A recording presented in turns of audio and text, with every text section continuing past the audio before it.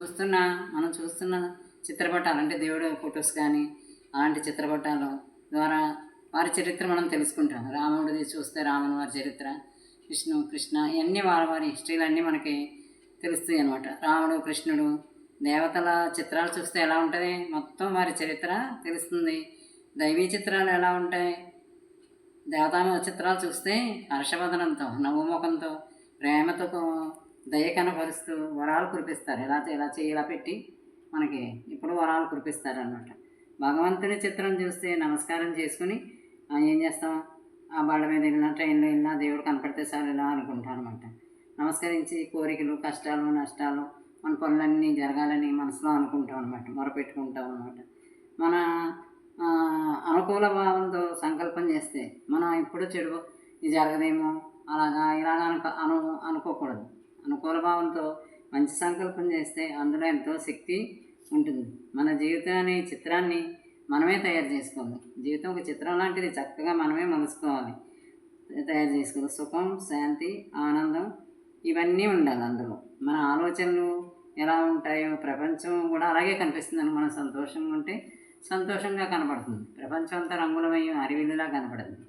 మనం దుఃఖభావంతో ఉన్నాం అనుకుంటే అందరూ ఏడుస్తున్నట్టే, అందరూ సంతోషంగా ఉన్నారు, లేకపోతే మనమే ఎలా ఉన్నా అన్న భావం కూడా కలుగుతుంది.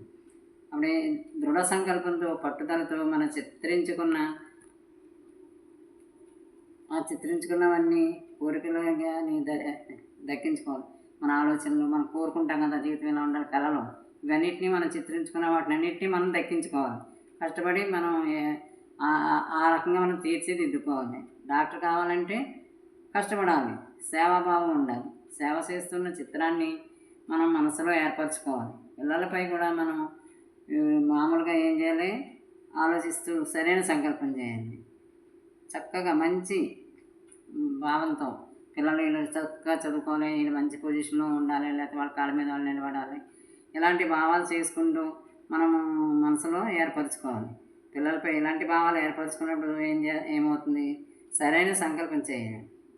నాకు వారు అంతే స్థితికి వస్తారు. నిజంగా మనం ఏ సంకల్పం చేసామో పిల్లలందరూ ఈ రోజుల్లో చదువులు ఇవన్నింటి వాళ్ళ తల్లిదండ్రుల కృషి, వాళ్ళ సంకల్పాలు, వాళ్ళ ఆత్మబలం, వాళ్ళ ఒక గట్టిగా ఒక విశ్వాసం పెట్టుకుని కష్టపడ్డబట్టే ఆ స్థితికి వస్తారు. వారు అంతే స్థితికి వస్తారు. మనం అనుకున్నది జరగాలంటే ఓపికతో ఎదురు చూడాలి. ఈవేళ అనుకునే రేపే తీరిపోదు. ఏదైనా ఓపికతో ఎదురు చూడాలి, స్థిరంగా ఉండాలి. కాసేపు ఇలా అనుకుని కాసేపు ఇంకోలా అనుకుని అలా కాదు, ఒకే మార్గం ఒకే పట్టు అన్నమాట. మనకి మనం ఆశీర్వాదం ఇచ్చుకోవాలి. మనల్ని మనం తిట్టుకోకూడదు, మనల్ని మనం కించపరుచుకోకూడదు, ఆశీర్వాదం ఇచ్చుకోవాలి. నిర్భయంగా ఉండాలి. మనకు జరిగే విపత్తులు కానీ వ్యావహారిక పనులు జరగవు కదా, అన్నీ జరగవు. కొన్ని విపత్తులు వస్తాయి, కొన్ని ఏమో పనులు జరగవు. దానివల్ల ఏమవుతుంది, మనకి జరగకపోవడం ఇదంతా మనం వ్యతిరేక ఆలోచనల వల్లే. మన ఆలోచన జరగదేమో అని ఒక శంకతోటి ఒక అనుమానంతో చేస్తాం అనుకోండి, అది అలా జరగదన్నమాట. మన ఆలోచనలు ఎలా ఉంటే అలాగే అవుతుంది. జాగ్రత్తగా శుభ సంకల్పాలతో మనం మంచిగా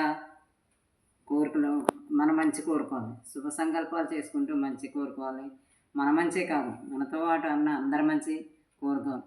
ప్రపంచం అంతా ప్రజంతా సుఖంగా ఉంటేనే మనం కూడా సుఖంగా ఉంటాం. మనం ఒక్కడం సుఖంగా ఎలా ఉంటాం, అందరూ దుఃఖంతో ఉంటే అందరూ తుఫాన్లో కొట్టుకుపోతున్నాం అనుకోండి, అందరూ కొట్టుకుపోతాం.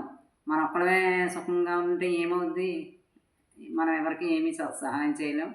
ఇంతమంది అందుకని అందరూ సుఖంగా ఉండాలి అన్న భావాలు మనం పెంచుకొని మంచి సంకల్పాలు పెంచుకోవాలి, మంచిగా ఉండాలి.